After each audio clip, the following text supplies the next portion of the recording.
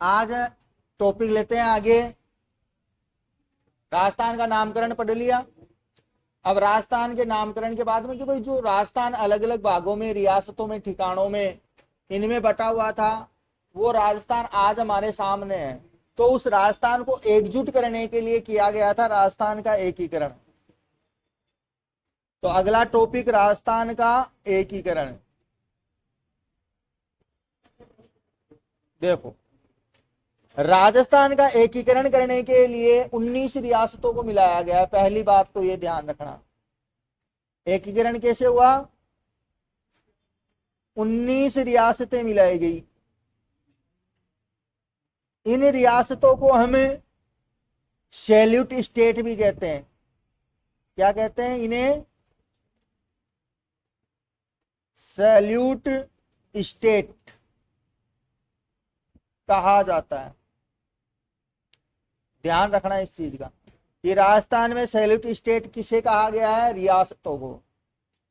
इसके साथ ही 19 रियासतों के साथ मिलाया गया 3 ठिकानों को। 3 ठिकाने क्या मिलाया गया? 3 ठिकाने थे, लावा, नीमराणा और कुशलगढ़। ये 3 ठिकाने थे अपने राजस्थान में।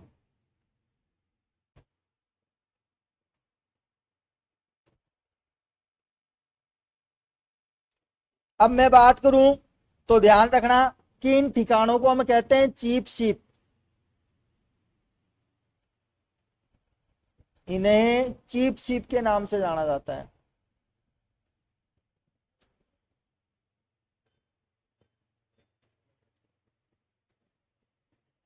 आई बात समझ में? इसके साथ में लावा से जुड़ी हुई बात ध्यान रखना कि भाई एकीकरण के समय तो ये जयपुर में था, लेकिन वर्तमान में टोंक में है। एकीकरण के समय तो कहां बताया गया इसे? जयपुर में, क्योंकि जयपुर रियासत का भाग था ये। लेकिन वर्तमान में है ये टोंक जिले में। ध्यान रखना इस चीज का।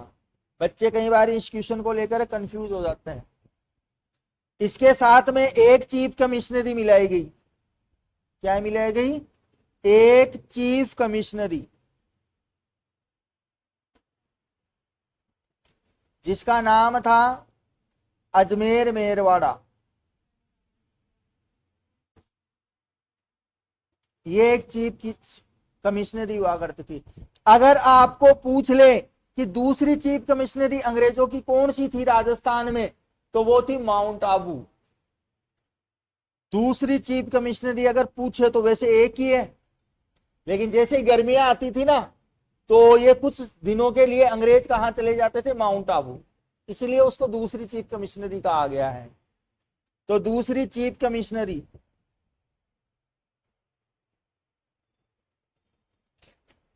माउंट आबू, क्योंकि यहाँ पे ठंड रहती है और अंग्रेज गर्मी बर्दाश्त नहीं कर सकते साहब। इसलिए गर्मियों के समय कहाँ चले जाते थे? माउंट आबू। और माउंट आबू पड़ता है सिरोही में। तो इन सभी चीजों को मिलाकर राजस्थान का क्या किया गया है? एकीकरण।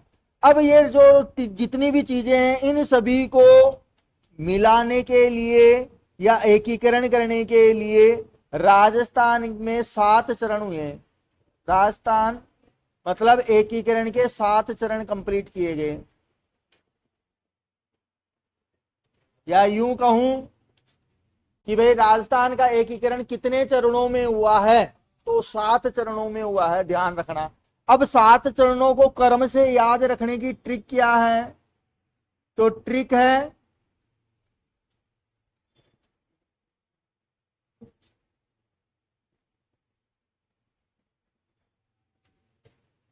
मेरी प्यारी सी बीवी। राजस्थान के एकीकरण के 7 चरणों को क्रम से याद करने की ट्रिक क्या है? मेरी प्यारी सी बीवी, मेरी प्यारी सी बीवी राजस्थान से न आई। क्या ट्रिक है? राजस्थान के 7 एकीकरण के चरणों को याद करने की ट्रिक। मेरी प्यारी सी बीबी राजस्थान से न आई। अब देखो एक एक कर्म से याद कैसे होंगे। में से निकला मत्स्य संघ। क्या निकला? मत्स्य संघ पहला। ठीक। दूसरा, पैसे निकला पूर्व राजस्थान। क्या निकला? पूर्व राजस्थान। फिर सी से संयुक्त राजस्थान।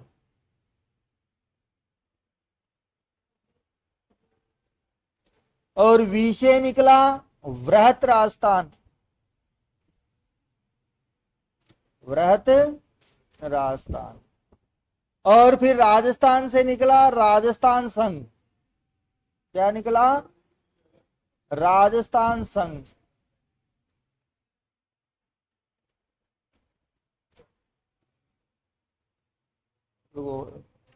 मत्स्य संघ, पूर्व राजस्थान, संयुक्त, वृहत,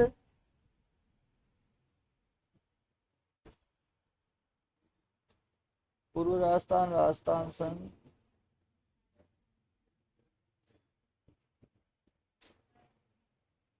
सैसेस बीवी राजस्थान से न आई। न से निकला नवीन राजस्थान।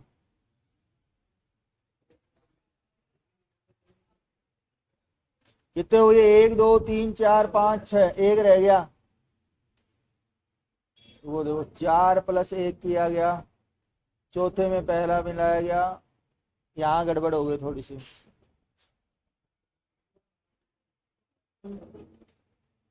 कि भाई मेरी प्यारी सी बीबी कहां से नहीं आई? राजस्थान से नहीं आई।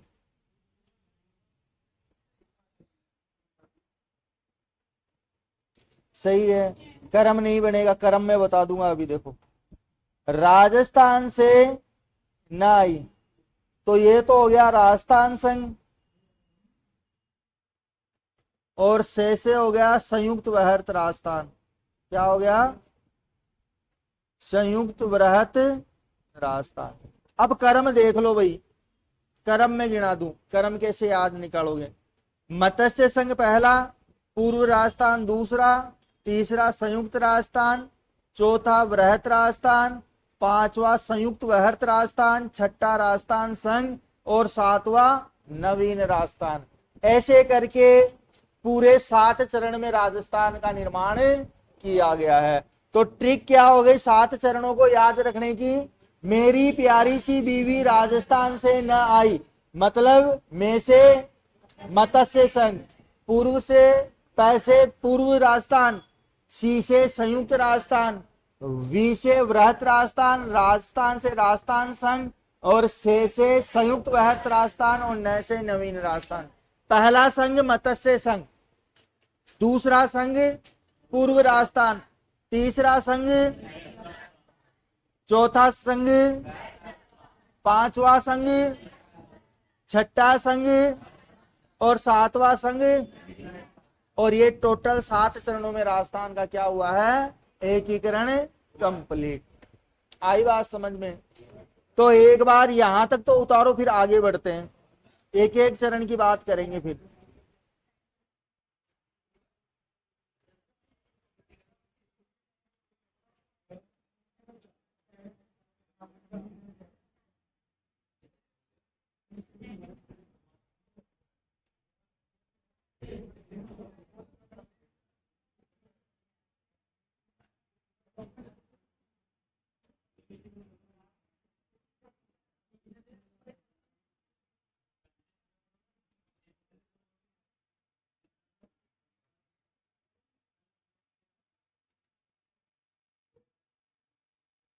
तो ध्यान रखना, 19 रियासतें, 3 ठिकाने और एक चीफ कमिश्नरी को मिलाकर राजस्थान का निर्माण किया गया है।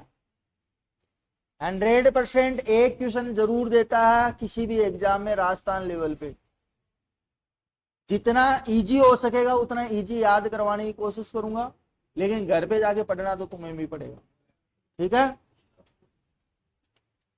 उतार लो फटाफट।